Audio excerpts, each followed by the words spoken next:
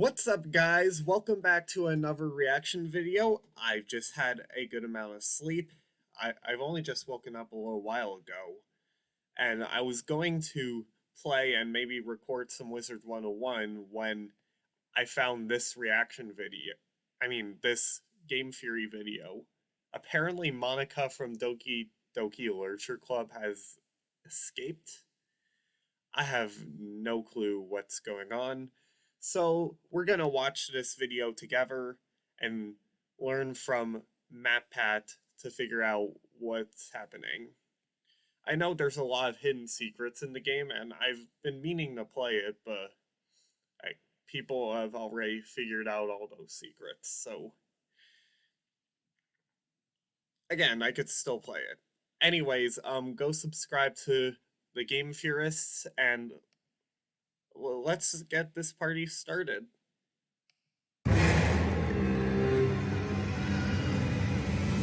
Hello, Internet! Welcome to Game Theory, where today, this is it, friends. After 7 years of research, planning, poring over every detail of this franchise, nearly 50 episodes exploring every scrap of story ever put out into this universe, I think I've got it. I think I've done it. I have an answer to any question you could possibly ask me. What's in the box? Who's Orange Guy? What is Mangle's gender? I even legitimately think that I have a timeline all figured out. This will be, without exaggeration, my final FNAF theory. So strap in, loyal theorists. It's been a long ride, but this is the moment that you've all been waiting for. The climax of our journey. Today we solve everything about Five Nights at Freddy's once and for all. No. Ha! Hi, Monika. It's my turn. There is no one else. There is just Monika. Just Monika. Just... Oh, Steph. So, if you guys don't know, under DDLC Literature Club streams, MatPat's wife, Stephanie, she voices Monika. Okay, so, Can you hear me? Is it working? Oh, yay. There you are. Hi again, Maddie Patty. Welcome to the Literature Club. Of course, we already know each other because we were in the same class last year, and, you know, I guess we can just skip over all that stuff at this point. Yep. Again, still confused on the whole Monika has escaped thing, but let's see. Just Monika. Just Monika. Just Monika. Just Monika. Just Monika. Just Monika. Just Monika. Roll intro. Just Monika.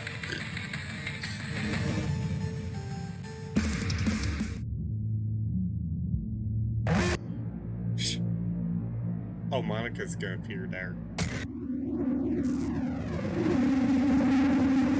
Hello, Internet. Welcome to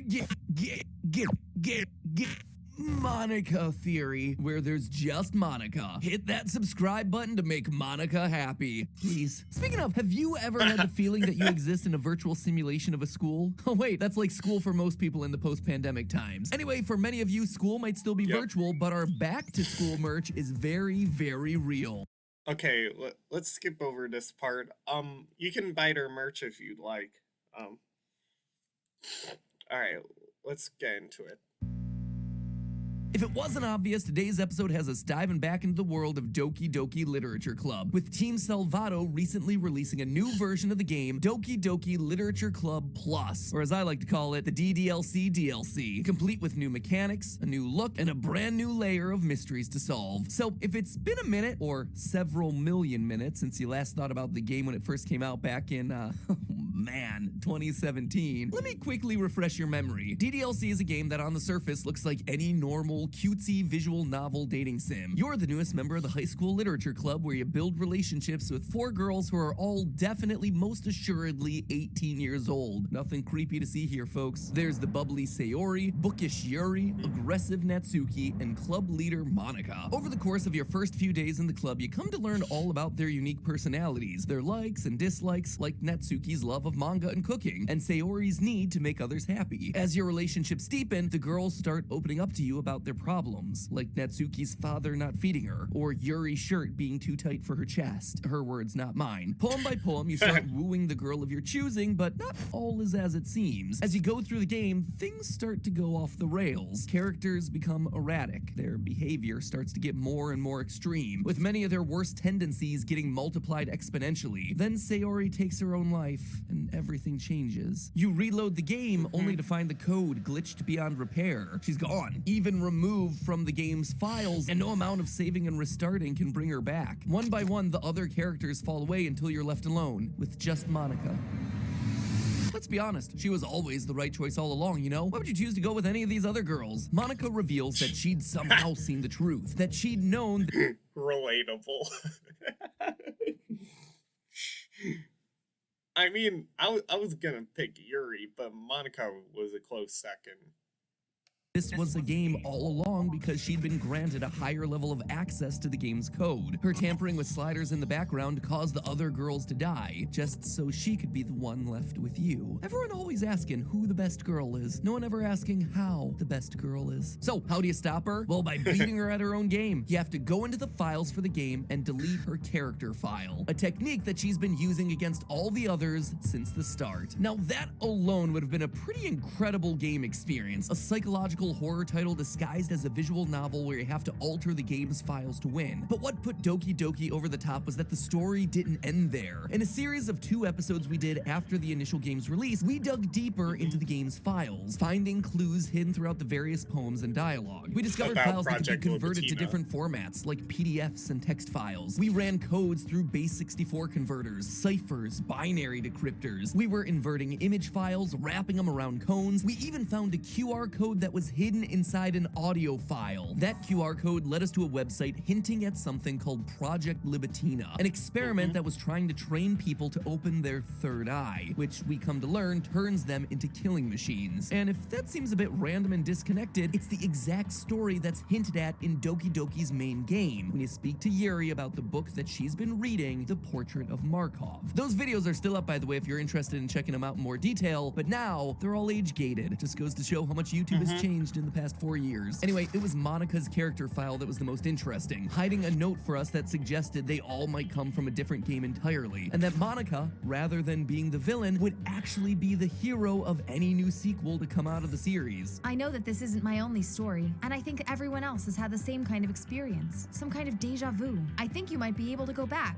or however you want to put it, to go back and tell them what's going to happen. If they knew ahead of time, they should be able to avoid it. If they remember their time with me in the other worlds, they should remember what I tell them. This is my story. It's time to be an effing hero. 2018. She's trying to save the rest of the girls from whatever fate awaits in Project Libitina, with the last point of her message saying 2018, and then nothing happened. 2018 came and went, and so did 2019 and 2020. But now we have DDLC Plus, which, well, isn't the game that we were expecting for the past 3 years, but does have a lot more in it. Stuff that confirms some of what we've theorized about, gives us a way to peek into the terrifying alternate world of Project Libitina, and suggests that Monika may have just been able to escape. So let's stop reminiscing about the past and jump into the game, shall we? What does the Plus add to the original game? Well, when you open up the game, you're welcomed by a desktop. Yep, this is the big new addition here, friends. At first, I was underwhelmed. I mean, it's been over 3 years, but I also understand why it's here. The original game was so popular that they wanted to bring it to the mainstream market, i.e. consoles, but you can't just open a game file and delete entities on a console like you can on a PC. Shout out to the PC Master Race. So this in-game desktop seems to be the best way to allow for the original file-altering experience. But dear theorists, Why is there FNAF music in the background?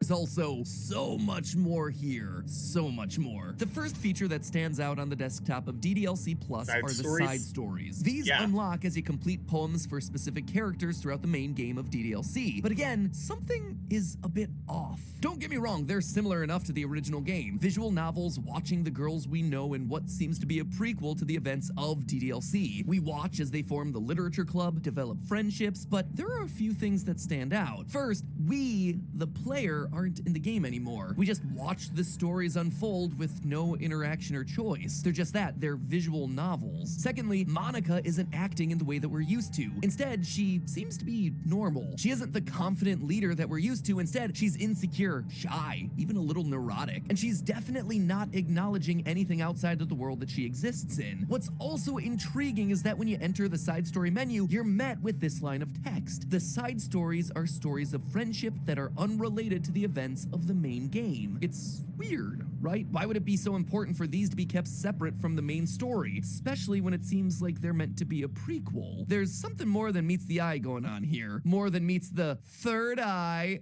Am I right? It's a third eye Project Lubatina joke. No? Nobody? Okay, moving on. Elsewhere on the desktop, we have access to emails and files written by employees of a company named Metaverse Enterprise. The files, however, seem to be locked. Trying to open them only yields the message, unable to open, unknown error, please try again later. Digging deeper through the desktop system, you find a nested series of empty file folders, each one numbered from 0 to 5. Suspicious. There is one file that you can open, Tower Keys, and this is where the metagame truly begins. In this file, we're given a clue, 240, clock time, 221. Immediately, this starts to give us our code. Navigate through the folders, 2, 2, then 1 to find a file hidden at the end. In this case, project plan. And then you adjust the time on your device to 240 in order for that to open. Remember how it said, please try again later? Yeah, they weren't kidding. It pays to read your error messages. Now, most aren't that easy. Those 3-number codes plus a time are hidden in every nook and cranny of this game. Like when you unlock the file track 6 name ideas, it gives you explicitly the code 030, but you don't have a time. You have to go to the song library after completing the main game, and the song matches the name of a song with his name ideas. Let's teamwork. That track has a length of 158, and that right there is your time code. So reset your system time and the file opens. Do it enough times and you'll unlock all the files. These, combined with emails sent from the Metaverse project team that unlock as you play the game, start to reveal the bigger story. And the more you unlock, the deeper and darker this rabbit hole goes. The story focuses on a group of people working for Metaverse Enterprises, Ro, Ravi, Lib, Ive, and Paula, who, based on information in multiple files, seems to be maintaining a side project in order to save their jobs. In the file DDLC.txt, we learn their team name. Quote, I want a cool team name. Something like Team Salvation? Team Salvation, or how about Team Salvato? Seems like our real-world game makers may have just actually become a part of the game's lore. But the funny thing is, it seems like all of us might have wound up as part of the game's lore. You see, throughout all of these emails, we get hints that the universe this design team lives in, which also happens to be our universe, may actually be a simulation. From that same DDLC doc, quote, learn through the existential crises of others how to cope with your own simulated universe. And again, from a different file, this time called Project Plan, create human-readable version of Fabric benchmark results, suggesting we live in a simulated universe. So it seems like the team's plan is to create a series of simulated worlds with characters that they can watch to learn what people do when they're in a simulation in order to identify whether or not they themselves live in a simulation. They call the simulations they're creating VMs, or virtual machines, and the description for the first of these, VM1, should sound a bit familiar. Quote, a small-scale simulation with literature assets for easy data collection, 4 entities, characters, and a small physical space. It's our Doki Doki crew, which means that we were right. Monika is an AI. Technically, all the girls are. But we also learn how Monika got her powers. In that same project plan file, it explicitly talks about observing the effects of elevated access knowledge of simulation. What this tells us is that basically the Team Salvato crew gave one of their simulated characters, Monika, the knowledge that she's in a simulation to see what she does with it, what motivates her, what it does to her psyche. However, what good is an experiment without a control group? Remember all those odd things I said about the side stories in the game? How there's no player character, how it's not connected to the main story, how Monika seems normal? Well, that is our control group, another iteration of the VM1 simulation where Monika doesn't discover her powers. There are a couple of emails and text files that help us prove this. The first, meeting notes 2.txt, mentions the following: clone VM1, same elevated access, but prevent the entity from discovering it. The entity obviously being Monika. Meeting notes Notes 3 also confirms the side stories to be the control group, stating, quote, snapshot slightly earlier in time, compare end control sim to start of VM1, which lines up perfectly with the side stories ending with the creation of the literature club before the start of the main game in DDLC. And if that wasn't enough evidence for you, Rhea, another member of the team, outright tells us in the email side stories, quote again, just to clarify, all the recordings labeled side stories are part of the controlled simulation, right? And again, in the same email, we once again get a reference to the unreality of their own world. Scrolling down. So, if I'm reading this right, hang on. So you mentioned other members of the team. Do they end up getting sucked into the game or something? Because one of them is named Lib, which alludes to Project Libitina. So I was just thinking, does she become Yuri or something? Or does that just not happen and it's just a Easter egg? Just a thought.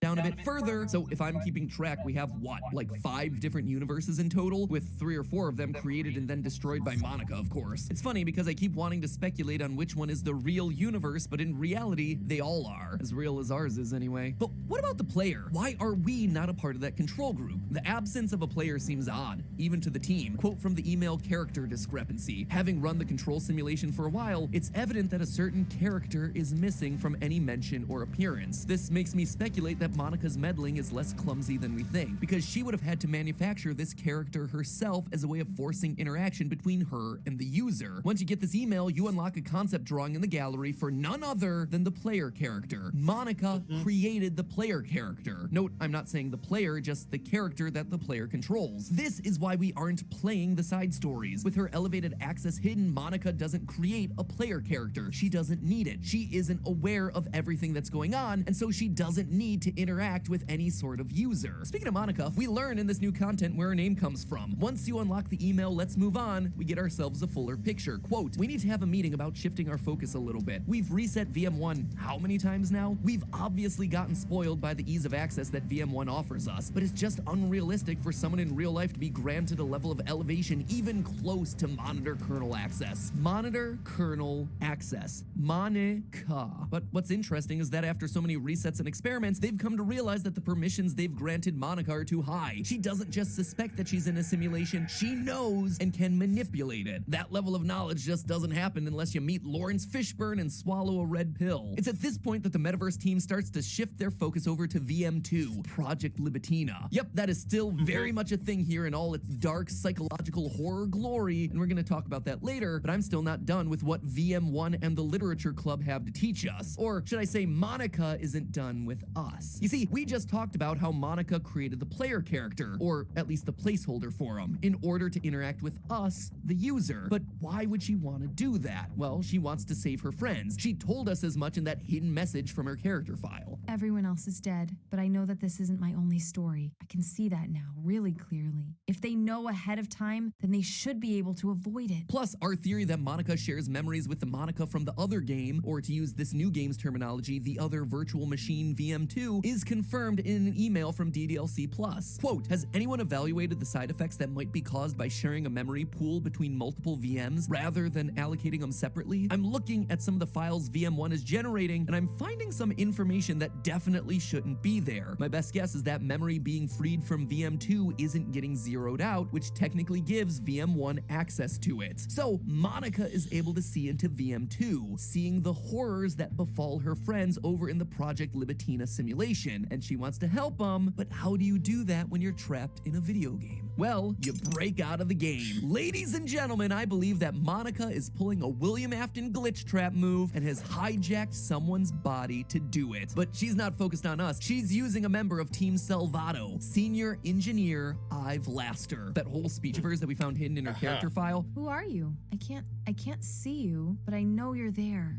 Yeah, you can definitely hear me. You've been watching for a while now, right? It's time to be a hero. Both of us. That's not to us, it's to him, Ive. How do I know? Let's look a bit closer at Ive. Ive is an interesting character throughout the files that the new game gives us. We've seen a few emails from him as well as seeing him mentioned in a few meeting notes. His writing style is casual. He uses phrases like OMG and types things like ha ha ha. Other Team Salvato members mention that Ive makes meetings go on for too long. He also seems to be obsessed with interacting with the VM1 simulation, obsessed with making it into a game. Quote from meeting notes 2, playable equals observable form, not a game. Stay focused, Ive, which leads Ive to write the note track 6 name ideas where he calls it Operation Not a Game. So that all gives us an idea of his personality and his writing style, which is why I believe he's the writer of the DDLC.txt file that talks about turning VM1 into a video game. Notice all the extra punctuation, the want for things to be fun and cool, and of course the signature ha ha ha. But what does any of this have to do with Monika? Well, it seems like a random tangent, except when you look at meeting notes 3. Obviously, meeting notes 3 comes after 1 and 2, so comes later in the timeline, but it has a few things that felt odd to me. Quote, fifth entity in VM1, not part of original genetic model, not present in data dumps, very bizarre. Ive is less talkative today. Meeting ending on time? 12:55, OMG. Obviously, the Ive's less talkative today. Maybe Monika got in by then. Is there a part 2 to this theory, or is it just one part? mention of the time is another clue to the file puzzles, but the fact that they ended on time because Ive was less talkative was a detail that grabbed my attention. People, of course, have off days, so maybe it was nothing, but it feels out of character. Plus, that other line about there being a fifth entity within the system that's never been present feels weird. We know it's not the player character that Monika created because Team Salvato is all aware of his presence inside the simulation. So who then is it? And the Ive weirdness continues. The first email that you unlock, but the one that comes last in the timeline, if you actually look at the dates, is an email from Ive with the subject line, "Have a nice weekend." It reads, "I'm on leave the rest of the week. Contact Ravi if you need to schedule server time, but I expect my jobs to run for a few days since we've collected so much data this week. How about we arrange a meeting to discuss the results when I return? Ive Laster, Senior Engineer." As it's the first email you get, it's easy to overlook. A lot of people don't really think all that much of it. We don't really know Ive at this point. But as we learn more and more about him from earlier and earlier emails in the timeline, his tone has changed here. Wanting to be in a meeting about results, straight to the point, no abbreviations or ha-ha-has, his tone feels off. But I couldn't quite figure it out until I looked at the subject heading, "Have a nice weekend." Why does that sound so familiar? Where have I seen that before in this franchise? Monika. Oh, yeah. In the original Oh, DDLC no. during Act 2 when you spend the weekend after She sends you a file called "Have a Nice Weekend" with the information that she pretty much deleted Sayori's character file. Yeah.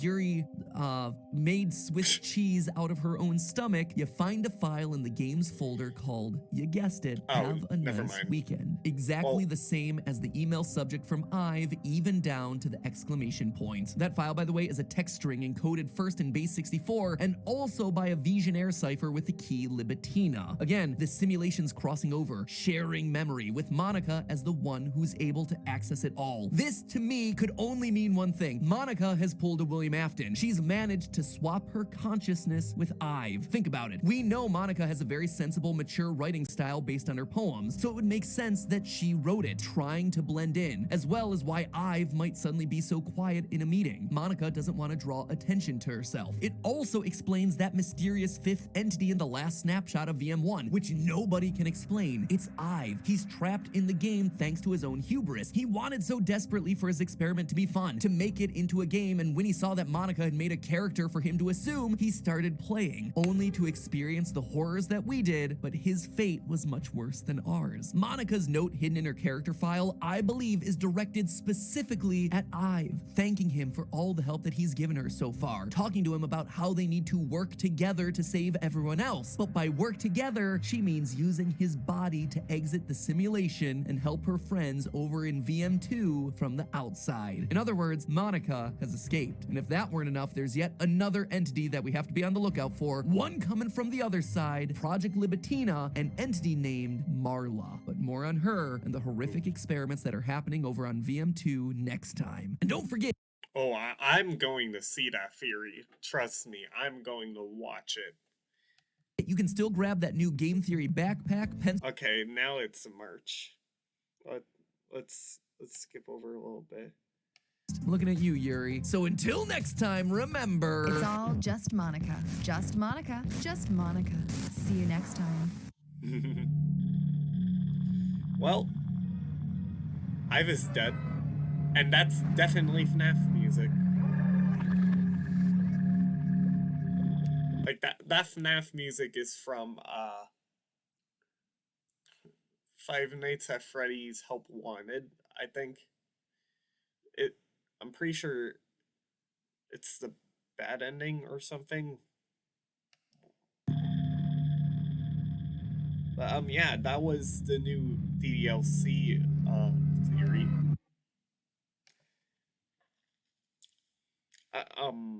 Yeah. So, what to think about this? Monica's trying to be a hero. She inadvertently got somebody killed. Great. That's fun. That's fun. Well, thank you guys so much for watching. I'll see you guys next time. I'll probably be posting some Wizard 101 recordings, but until then, remember, it's just Monika. Just Monika. Just Monika. Okay, I'm sorry.